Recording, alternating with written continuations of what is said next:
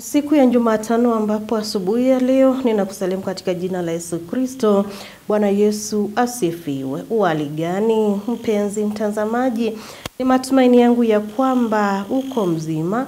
Umeweza na kumshukuru Mwenyezi Mungu ni kwa sababu ya kukubariki na uhai kwa siku ya leo katika uso wa dunia. Mimi hapa ninaukaribisha katika kipindi cha Manyunyu ya Baraka ili tuendelee kubarikiwa pamoja na mtumishi wa Mwenyezi Mungu ambaye ni Reverend Francis Namu kutoka kanisa la ABC Changoma iko katika maeneo ama katika uongozi wa Mbooni Pastorate.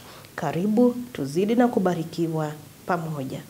Ningependa kukusalimu asubuhi ya leo mtazamaji. Hujambo? Bwana Yesu asifiwe.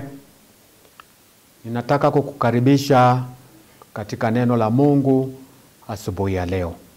Na kabla hatunjalisoma, wacha tuanze kwa kumshukuru Mungu. Tuombe. Tunakushukuru Baba yetu kwa ajili ya msaada wako wa maisha ya siku ya leo na ulinzi wako usiku wote. Hakika ni asubuhi njema ambayo tunaifurahia. Jina lako likaweze kutukuzwa. Wakati huu tuendapo kusoma neno lako, tembea nasi na Roho Mtakatifu awe mwalimu mkuu. Katika jina la Yesu Kristo nimeomba. Amina. Mtazamaji, tutasoma neno la Mungu kwenye kitabu cha Matendo ya Mitume, na unaweza kujiuliza ni kwa nini tunasoma kitabu hiki. Tunakisoma kwa sababu Roho Mtakatifu aliposhuka, mitume waliendelea na kueneza neno la Mungu wakifanya miujiza, na kuna matukio mengi yaliyotokea baada ya Roho Mtakatifu kushuka. Kwa hivyo ni kitabu ambacho kitatueleza mambo mengi yaliyofanyika wakati Roho Mtakatifu alipokuja. Kwa hivyo tutasoma kutoka kwenye kitabu hicho cha Matendo ya Mitume, mlango wa 6, tuanze mstari wa 1 na tumalizie na huo wa 3. Tusome pamoja. Siku hizo, wakati idadi ya waamini ilipokuwa ikiongezeka sana, palitokea manunguniko. Wayahudi walioongea lugha ya Kigiriki walilalamika kuwa wakati wa kugawa chakula, wajane walioongea Kiebrania walipendelewa na wajane wao walibaguliwa. Wale mitume 12 waliitisha kikao cha wanafunzi wote. Wakasema, si sawa sisi tuache kazi ya kuhubiri neno la Mungu tuanze kugawa chakula. Kwa hivyo ndugu, chagueni watu 7 miongoni mwao, watu wenye sifa njema, waliojawa na Roho Mtakatifu na hekima, ili tukawakabidhi kazi hii. Bwana Yesu asifiwe. Tumesoma ya kwamba vile Roho aliendelea na kuwatumia mitume wa Yesu Kristo, kanisa liliendelea na kuwa kubwa, na kanisa likapanuka kwa sababu ya nguvu za uweza wa Roho Mtakatifu. Hata ikafikia mitume wakawa na waumini wengi, wafuasi wa Kristo. Lakini kwa ajili ya mambo ambayo yalikuwa yanaendelea, walikuwa wanatoa misaada kwa wajane na wale walikuwa na shida.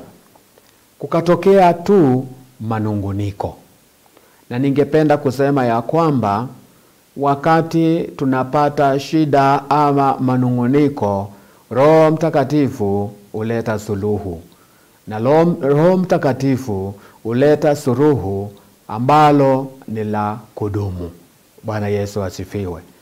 Kwa hivyo Roho Mtakatifu aliweza kuwaongoza mitume na wakaweza kufunuliwa na kuona kwa sababu kazi imeendelea kuwa kubwa, ni lazima tutafute watu, lakini watu wenye sifa nzuri, watu ambao wanaweza kutumiwa na Roho Mtakatifu. Na wakaitisha kikao, wakakaa na wakaambia watu, tafuteni wanaume wanaweza kutusaidia kazi hii, ili wakati tunaendelea na mahubiri na wao wanaendelea na hii kazi ya kugawa kwa wale ambao wanahitaji. Na ndipo bila shaka pakapatikana kati ya hao 7 Stefano alikuwa mmoja wao. Bwana Yesu asifiwe. Je, kanisani wakati kunatokea kazi ya Mungu ambayo inahitajika kutekelezwa, wewe kama mtumishi wa Mungu unaweza ukaonekana. Roho Mtakatifu anaweza akakudhihirisha kupitia kwa wale waumini wengine, akakukabidhi hiyo kazi. Jiulize, wewe ni mshirika kanisa ambalo unashiriki. Je, kuna jambo fulani ambalo unalitenda? Mhubiri ana kazi yake, anaendelea na kulihubiri neno la Mungu na kufundisha.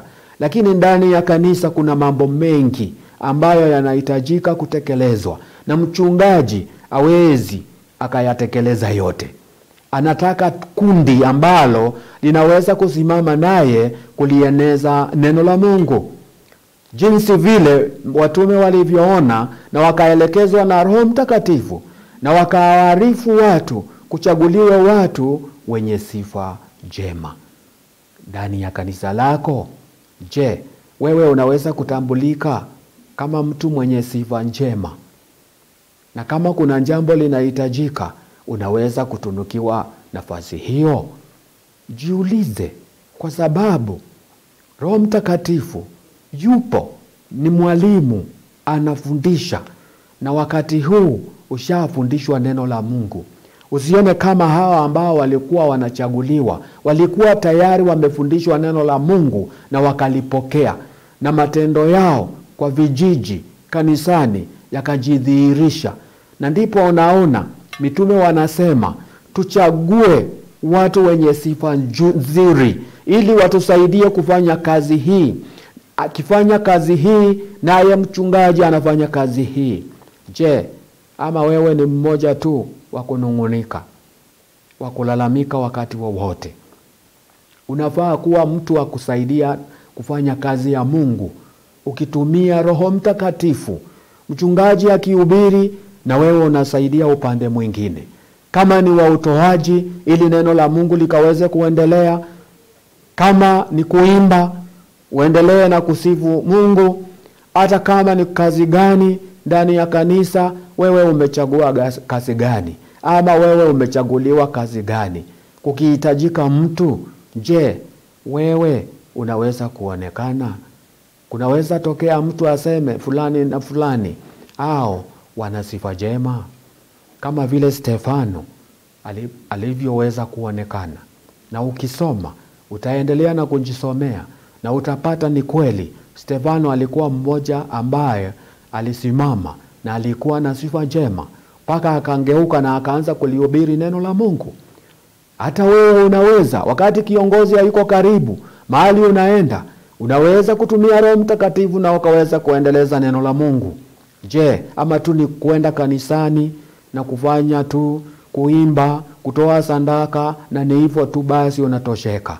Hapana, tafuta vile utaweza kusimama na kazi ya Mungu na uwe mtu mwaminifu na mtu mwenye sifa njema. Bwana akubariki na alibariki neno lake. Amina. Tuombe. Tunakushukuru Mungu wetu kwa nafasi ambayo umetupa ya kujifundisha neno lako, na kwa sababu neno lako ni lenye uzima, tunaomba likaweze kudumu ndani ya maisha yetu, ili tukawe watu wenye sifa njema na watu wenye kulitangaza neno lako. Bariki watazamaji wote, tubariki sisi zote, na ni katika jina la Yesu Kristo tumeomba. Amina. Asubuhi ya leo mtumishi wa Mwenyezi Mungu ameweza na kuendelea na kutufundisha mengi kuhusu Roho Mtakatifu na vile ambavyo hufanya kazi. Kumbuka ni wakati ambapo umeweza na kumruhusu ili akaweza na kufanya hiyo kazi ndani ya moyo wako. Na hapa tuliweza na kuona kwamba aliweza na kufanya kazi ya Mwenyezi Mungu kupanuka na watu kuongezeka na pia kuwa wengi. Na pia aliweza na kuwawezesha wale mitume kufanya kazi ya Mwenyezi Mungu vilivyo. Aliweza na kuwaongoza. Na wao waliweza kuomba kwamba Roho Mtakatifu pia akaweza na kufanya kazi ndani yao wakati ambapo walikuwa wanapanga kuteua wazee wa kanisa ama wazee wakati huo, ili wakaweza na kuwasaidia katika kazi ya kugawa chakula. Roho Mtakatifu akaweza na kuwaongoza. Tumeweza na kujua kwamba Roho Mtakatifu ataweza na kukufanya ukawe na sifa njema, kama vile ambavyo aliweza na kufanya Hawa kuwa na sifa njema. Je, Roho Mtakatifu anaendelea na kufanya kazi ndani yako? Amekufanya uwe na sifa njema, ama sifa yako iko namna gani? Watu kuongea namna gani? Watu kuita majina ya aina gani?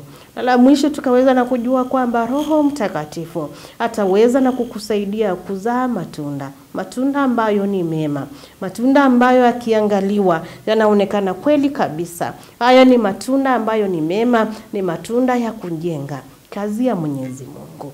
Reverend, tumeshukuru sana ni kwa sababu ya fundisho hilo. Mwenyezi Mungu na akubariki. Na pia wewe mtazamaji wangu, ninakushukuru. Barikiwa zaidi na uwe na siku njema na iwe pia ni ya baraka. Bye bye.